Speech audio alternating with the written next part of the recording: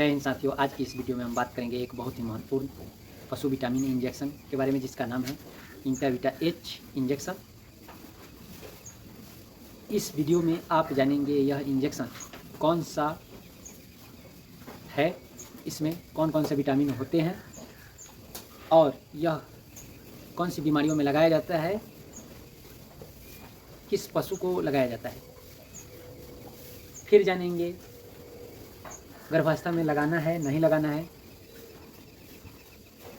ये सारी बातें सही मात्रा और डोज के साथ है और सही लगाने का तरीका, इंजेक्शन सही तरीक़ा से लगाने का, और फिर बाद में इसकी सावधानियां भी जानें।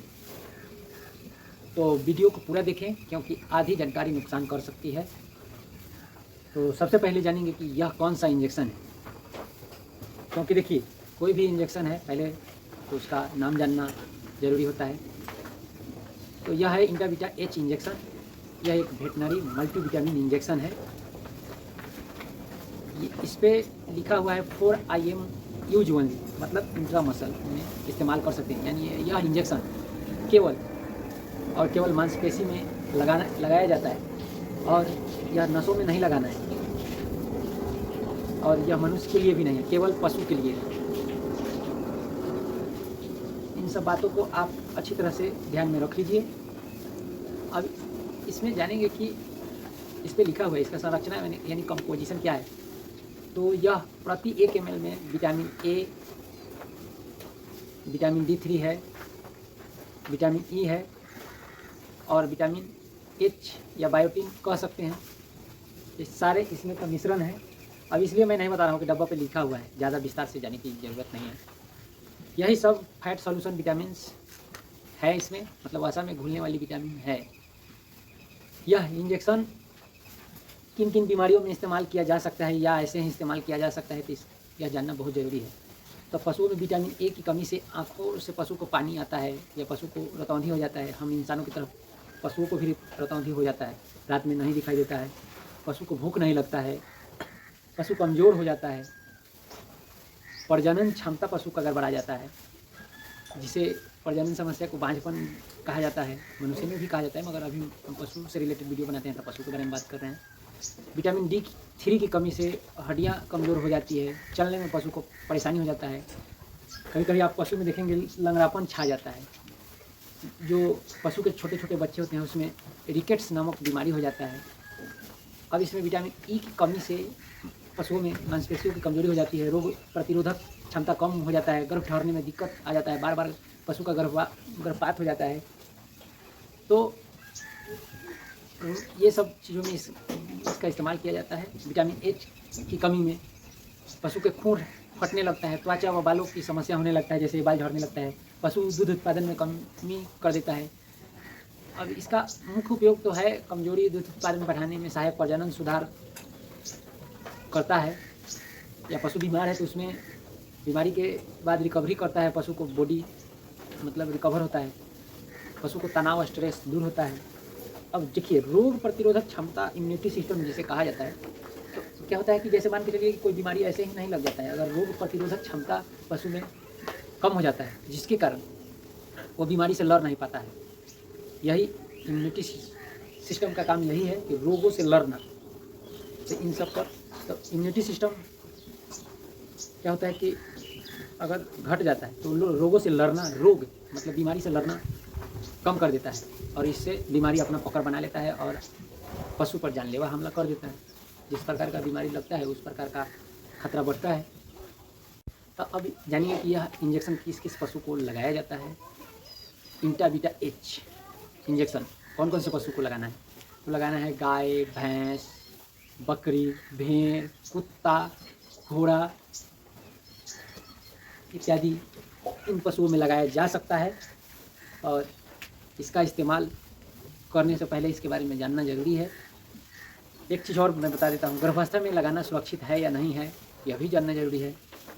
तो महत्वपूर्ण बात इसमें ये सबसे मेन सटीक बात है। तो देखिए गर्भावस्था में लगाना तो ये बिल्कुल सेफ़ है, मगर फिर भी मैं कहूँगा कि एक बार पशु चिकित्सक से सलाह ले लें, अपने नज़दीकी पशु चिकित्सक से, लेकिन यह पूरी तरह से सेफ है।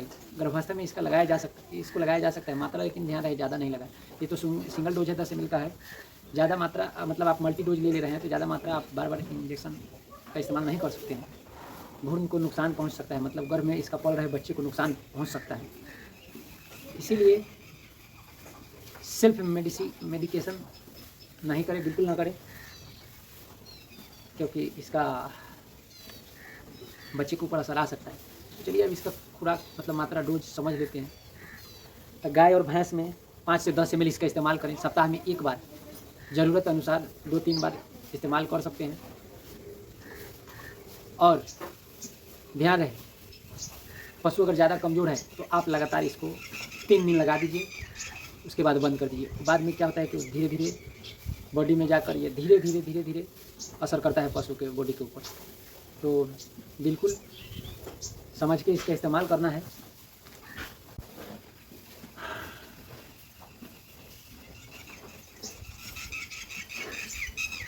अब जैसे मीडियम पशु में आप मतलब पशु का स्थिति ठीक है, मीडियम इस्तेमाल कर रहे हैं तो आप सप्ताह में एक ही बार लगाएं। अगर ज़रूरत लगता है कि पशु को ज़्यादा ज़रूरत है तो आप ज़्यादा से ज़्यादा 3 बार इस्तेमाल कर सकते हैं, मतलब लगातार 3 दिन इस्तेमाल करके बंद कर दीजिए। अब जान लेते हैं, बकरी और भेड़ में 2 से 3 ml मांस में ही लगाना है। कुत्ता में 0.5 ml से 1 ml वज़न के अनुसार ऐसे लगाना ज़रूरी होता है। डोज हमेशा पशु के उम्र और वज़न और बीमारी के अनुसार लगाया जाता है और उसी के अनुसार बदला भी जाता है डोज। तो इन सब बातों का ध्यान रखें। हाँ, आपको मैं एक चीज़ और बता देता हूँ, यह 10 ml का दाम 128 रुपया है।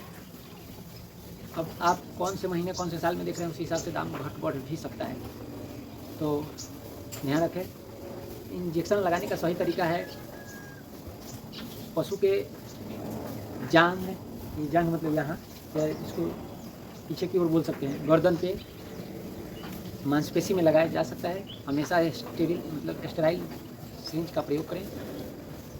इंजेक्शन लगाने से पहले जगह को साफ़ सुथरा करें, मतलब गंदा जगह पर नहीं लगाएं, क्योंकि आप जब नीडल कचरा लेके ही अंदर जाएगा। हो सके तो अल्कोहल से पोंछ दें। नस में नहीं लगाएं और चमड़ी में भी ना लगाएं। यह दवा सिर्फ मांस में लगाने के लिए है। इन सब बातों का ज़्यादा ध्यान रखें। यह इंजेक्शन अधिक मात्रा में नुकसान पशु को पहुंचा सकता है। हो सके तो सलाह अच्छी तरह से ले लें।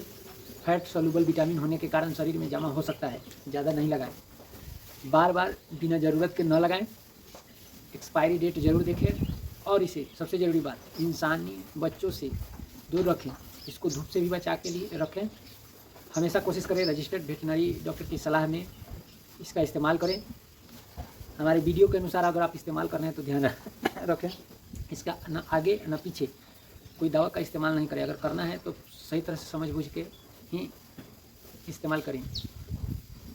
तो कहा गया है कि सही बीमारी में सही दवा, सही पशु को सही डोज सही तरीके से ही उपयोग करें, क्योंकि दवा जान बचा सकता है तो जान ले भी सकता है।